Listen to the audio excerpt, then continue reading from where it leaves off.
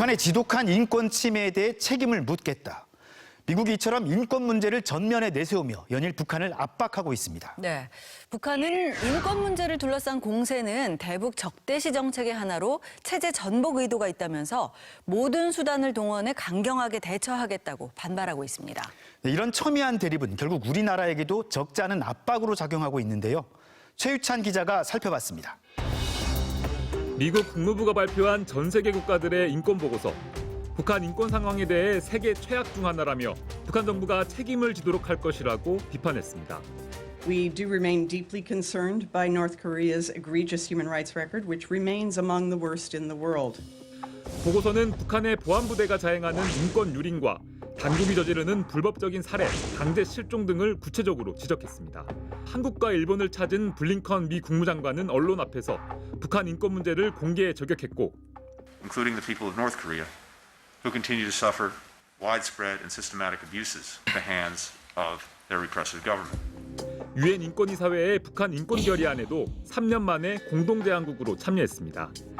다른 나라의 상황에 별 관심이 없던 트럼프 행정부와 달리 바이든 정부는 인권 문제를 외교의 우선순위에 올려놓으면서 북한 인권 문제에 대한 공세 수위도 높아진 겁니다. 미국 입장에서 보면 이제 정상적으로 돌아온 거죠. 미국 내 여러 이제 그룹들이 있잖아요. 네. 북한이 인권 문제를 이야기하지 않는 북한 정책에 대한 비판 세력이 또 민주당 정부에서는 그만큼 큰 거죠. 여기에 더해 중국에 대한 견제 수단으로 인권 문제를 더욱 부각시키고 EU 등 유럽 국가들이 여기에 가세하면서 인권 전선이 형성된 모양새입니다. 보다 극명하게 어떤 전선을 형성하기 위해서는 이 민주주의와 인권이라는 가치와 이념 같은 부분을 강하게 내세워서 이 부분에 동조하는 세력과 동조하지 않는 중국을 비롯한 세력으로 나누려는 의도가 있다고 볼 수밖에 없는 거죠. 북한은 크게 반발하고 있습니다. 한대성 제네바 주재의 북한 대표부 대사는 유엔 인권이사회 회의 연설에서 북한 인권 결의안은 대북 적대시 정책의 연장이자 국가 사회제도를 전복하려는 불순한 정치적 의도라고 반발했고, 제네바 주재의 북한 대표부도 서방은 다 낡아빠진 인권 타령을 하며 내정에 간섭할 것이 아니라 제 할 일이나 찾아하라며 모든 수단과 방법으로 강경하게 대처할 것이라고 밝혔습니다. 인권이 북한 문제의 주요 의제로 부각되면서 우리 정부에게도 큰 압박이 되고 있습니다. 북한 인권 결의안 공동제안국에 복귀한 미국과 달리 우리 정부는 3년째 공동제안국에는 참여하지 않고 인권 결의안 채택에만 참여하면서 소극적 입장을 취하고 있습니다. 특히 지난달 30일부터 정부가 시행한 대북전단 금지법에 대해 미국 정부와 정계는 비판의 목소리를 내고 있습니다. 대북전단 살포를 금지한 것이 표현의 자유를 제한한 것이자 북한 주민에 대한 외부 정보 유입을 차단한다는 것입니다.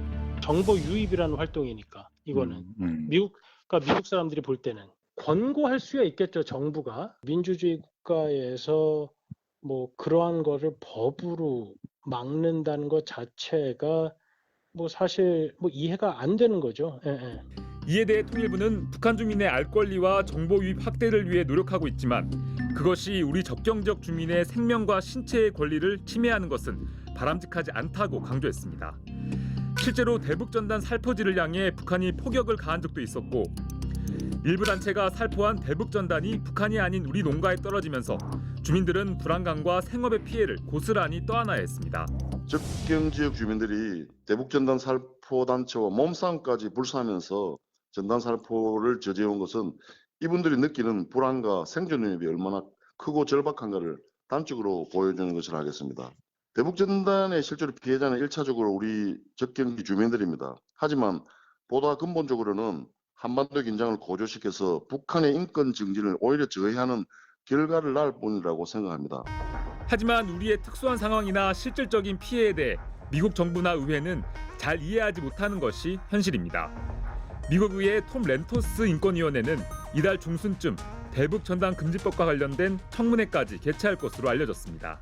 우파라든지 그다음에 탈북자들 우파 쪽에서 북한 인권 관련해가지고 활동하는 사람들이 굉장히 오래전서부터 있었어요. 그래서 의회에 와서 하면은 쩍 하면은 뒤에만 있으면 청문회에 나가지고 발언하고 그런 사람들이 이걸 가지고 불어와가지고서 커넥트가 되는 데가 공화당 쪽이니까.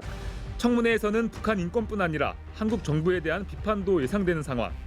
전문가들은 미국 청문회에서 대북 전단이 야기할 안보 불안이나 주민 피해 등 우리의 목소리를 적극적으로 알려야 한다고 조언합니다. 자꾸 청문회를 피하고 막으려고 그러지 말고 이제는 적극적으로 와가지고 있는 그대로 내용을요. 그것 때문에 피해를 받고 오히려 인권 침해다라고 얘기하는 거. 경기도도 기회가 된다면 적극 참여하겠다는 입장입니다. 이 법이 마치 북한과 관련한 표현의 자유를 강범하게 금지하고 과잉 처벌하는 것처럼 오해되는 측면이 있어서 그렇지 않다는 것을 적극 알려야 한다고 봅니다. 이와 함께 북한의 인권 문제 증진을 위한 정부 차원의 노력도 필요하다는 지적입니다. 핵 문제에 집중됐던 북한 문제가 인권 문제로까지 확장되면서 더욱 복잡해진 상황. 상황 변화에 따른 좀 더 폭넓은 전략과 소통, 대응책 마련이 시급해졌습니다. 통일전망대 최유찬입니다.